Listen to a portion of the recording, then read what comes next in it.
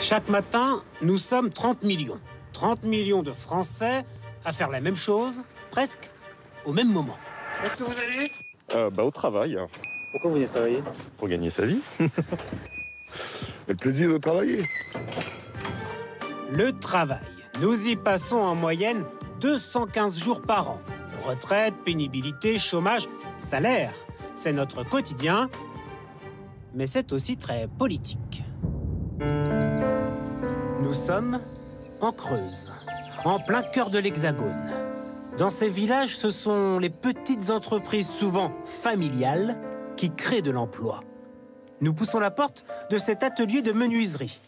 Ce jour-là, ils sont 3 à scier, poncer et assembler du mobilier. Ils sont au SMIC. 1 269 € net par mois.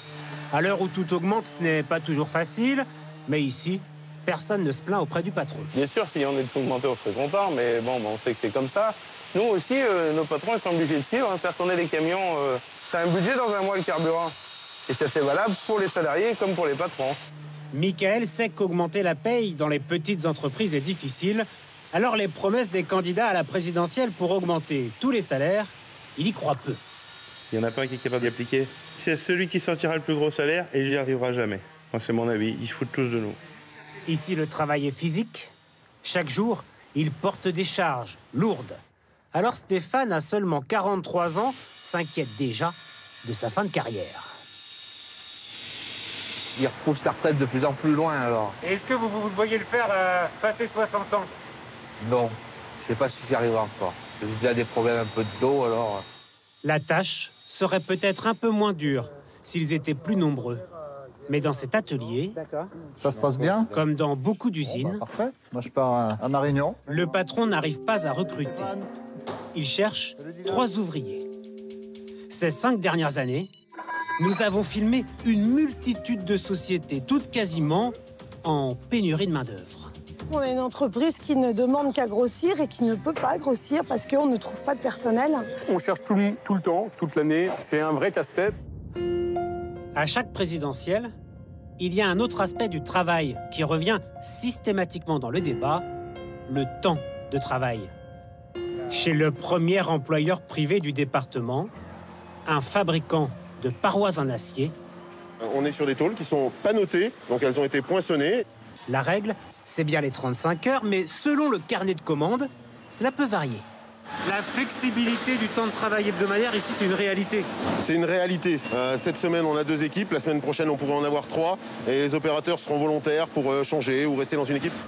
Dans l'atelier, les ouvriers peuvent donc travailler jusqu'à 39 heures et gagner au passage quelques heures supplémentaires. À quelques pas d'ici, dans les bureaux... Bonjour. Bonjour.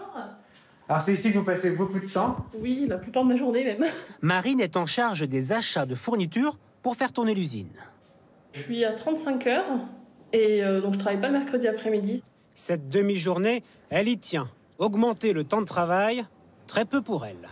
Moi, j'ai envie d'avoir une carrière professionnelle, ça c'est clair, mais j'ai aussi envie d'avoir une vie de famille, de profiter de ma fille. Et on ne fait pas des enfants pour pas les voir, donc c'est important. Cet équilibre-là est important, je trouve. Profiter de ses enfants, profiter de ses proches. Le rapport au travail n'est plus vraiment le même. L'essor du télétravail a permis à de nombreux Français de changer de vie. On a tout ce terrain-là. Et tout ça dans un calme parfait. Ouais, on n'entend rien. Élodie, graphiste parisienne, s'apprête à devenir graphiste creusoise. Dans quelques semaines, elle emménage avec mari et enfants. Votre bureau, ça sera où, alors ? Moi, je serai ici. Et du coup, juste sur le jardin, quoi, tous les matins. Ça, c'était important, quand même. Ah, c'était fondamental. On a visité des... Changement de décor, sans changer de poste. Vive le télétravail. Je travaille pas dans une grosse entreprise. Donc moi, mes conditions de travail, elles vont pas être vraiment modifiées. On a pris l'habitude de plus faire forcément des rendez-vous physiques. Qualité de vie et rémunération, voilà les priorités des Français. D'ailleurs, dans la campagne électorale, les candidats parlent moins de création d'emplois.